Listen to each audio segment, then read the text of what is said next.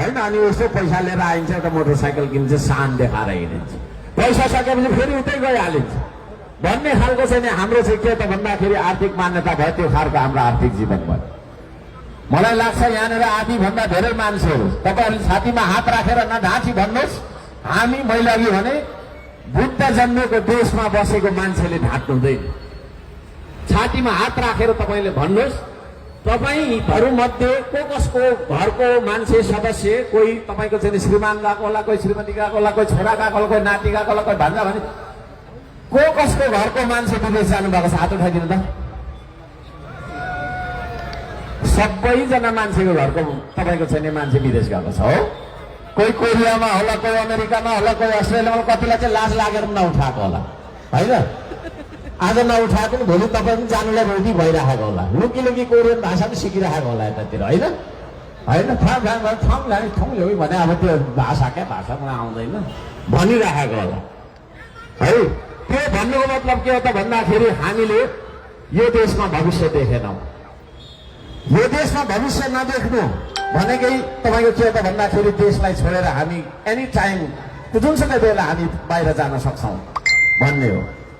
यो देशमा भविष्य नदेखिसकेपछि यो देशको माया पनि लाग्नु छोड्छ युवालाई है। यो देशमा न्याय छैन है।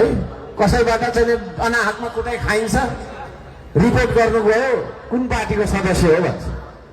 सरकारमा भएको पार्टीको सदस्य हो भने तपाईँलाई अलिकति न्याय मिल्छ, होइन भने तपाईँलाई न्याय मिल्नेवाला छैन। न्याय छैन यो देशमा, सेवा सुविधा छैन यो देशमा, विकास छैन यो देशमा, रोजगारी छैन, अवसर छैन। अनि युवालाई चाहिँ यो देशमा बस्नु छैन। त्यसकै फ्रस्ट्रेसनमा ठुल्ठुला आन्दोलनहरू यो देशमा भइरहेका छन्। त्यसो भएको कारणले गर्दाखेरि सबैजनालाई म भन्न चाहन्छु, आदरणीय दाजुभाइ दिदीबहिनीहरू, अब हामीले कुरालाई बुझ्नु जरुरी छ। एउटा मान्छेलाई सच्चा मान्छे बनाउने अभियान श्रम संस्कृति, एउटा मान्छेलाई, एउटा स्वार्थी मान्छेलाई उद्धार मनोभावको के अरे तपाईँको चाहिँ मान्छे बनाउने संस्कृति हो श्रम संस्कृति। एउटा अल्छी मान्छेलाई पौरखी बनाउने संस्कृति हो श्रम संस्कृति। एउटा देशलाई माया नगर्ने मान्छे होइन, आफ्नो मात्रै बारेमा सोच्ने मान्छेलाई देशको बारेमा पनि चिन्तन गर्ने बनाउने संस्कृति हो श्रम संस्कृति। त्यो श्रम संस्कृतिमा म तपाईँहरू सबैजनालाई बोलाउन चाहन्छु। म आज बुटवललाई बोलाउन चाहिरहेको छु, बुटवललाई उठाउन चाहिरहेको छु। म तपाईँहरू सबैजनालाई श्रम संस्कृतिमा स्वागत गर्न चाहन्छु। तपाईँहरू तयार हुनुहुन्छ? तपाईँहरू तयार हुनुहुन्छ हो? अल्छी मान्छेलाई पौरखी बनाउनु पर्छ, अल्छी गर्नु हुँदैन भन्ने एउटा मनोविज्ञान हामी सबैजनाले सृजना गर्ने हो। सृजना गर्ने हो। समाजमा 100 जना मान्छे बस्छन् भने 51 जना मान्छेले जे सोच्छ त्यही सामाजिक मनोविज्ञान हो। अब यो देशमा 3 करोड मान्छे छौँ भने हामीले थोरैमा 2 करोड जनाले चाहिँ यही देशमा काम गर्नुपर्छ। यो देशको काम सानो काम होइन, काम सानो हुँदैन भनेर भन्नुपर्छ। तपाईँ तयार हो? यदि त्यो तपाईँले भन्न सक्नुहुन्न भने यहाँ तपाईँले जति नै भाषण गर्नुहोस्, जति नै भाषण सुन्नुहोस्, जति नै पार्टी आओस्, जति नै चुनावमा भोट हाल्नुहोस्, हुनेवाला केही पनि छैन। किनभने परिवर्तन सुरु हुन्छ तपाईँबाट, तपाईँको आनी बानीबाट। तपाईँ श्रम गर्नुहुन्छ कि हुन्न भन्ने कुराबाट तपाईँको चाहिँ परिवर्तन। त्यसो भएको कारणले गर्दाखेरि अब हामी अल्छी गर्दैनौँ। अल्छी गर्छौँ?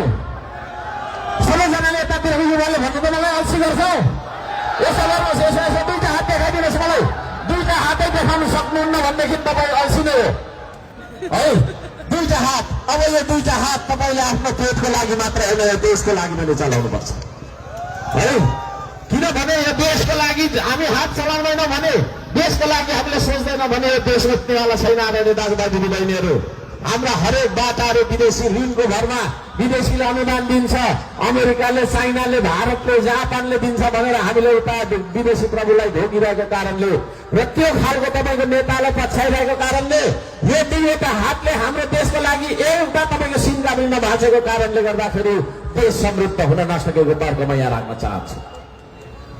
आदरणीय दाजुभाइ दिदीबहिनीहरू, अब हाम्रो आचरणबाट, हाम्रो सोच विचारबाट हामी परिवर्तन हुनुपर्छ।